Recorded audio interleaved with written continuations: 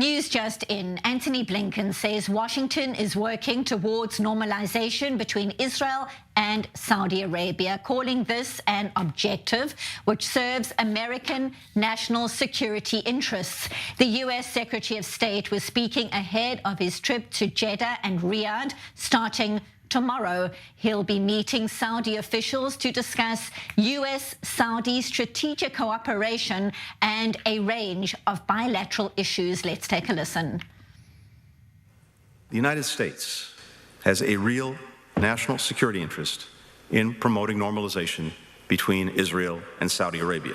We believe that we can, and indeed we must, play an integral role in advancing it. Now, we have no illusions that this can be done quickly or easily, but we remain committed to working toward that outcome, including on the trip I'm about to take this week to Jeddah and Riyadh for engagements with our Saudi and Gulf counterparts.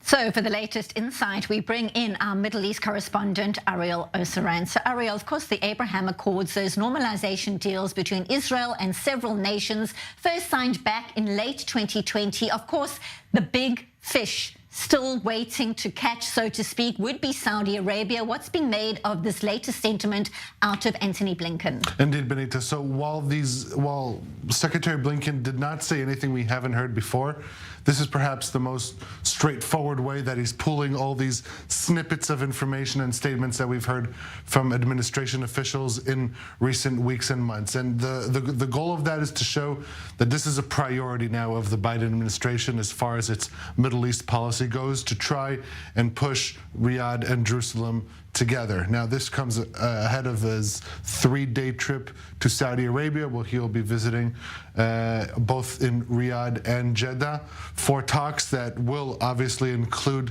this issue, but there's a lot of other issues in play as well. But the normalization with Saudi Arabia is not the only thing that Blinken mentioned at the American Israel Public Affairs Committee, or AIPAC, in their summit in Washington. He also talked about, obviously, Iran, the Iranian threat, reiterating Washington's commitment that Iran will never acquire or develop nuclear weapons, saying, quote, "If Iran rejects the path of diplomacy, then, as President Biden has repeatedly made clear, all options are on the table to ensure that Iran does not obtain nuclear weapons." And so Blinken reiterating the importance of the U.S.-Israel relations, saying that the commitment for Israel's security is ironclad, non-negotiable. Obviously, these are expected statements to be made at the largest Jewish lobby in America. But this does, again, while nothing groundbreaking in the statements, it does reiterate and illustrate the prioritizing of this issue that the Biden administration is showing moving forward. Because up until now, Saudi Arabia has made it clear that any moves forward in terms of normalization would also encompass the Palestinian issue. How is that likely to change in the next 3 days when those talks unfold in Jeddah and Riyadh? Indeed. So that's a statement, that's a position that Blinken himself holds. And he said on this issue, quote, "Integration and normalization efforts are not a substitute for progress between Israelis and the Palestinians, and they should not come at its expense."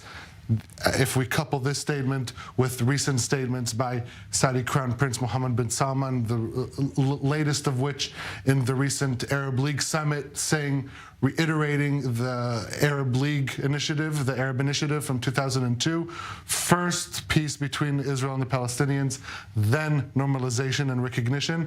He said that that hasn't changed, but I think we are seeing perhaps some changes in the lingo, in the wording of both sides, also in Antony Blinken and also MBS, that it's no longer, I think, the end goal is peace between the Palestinians and Israelis and then normalization. They want to see activity, movement regarding the peace process. And so that does make it a little more feasible for it to happen, I guess, in our lifetime.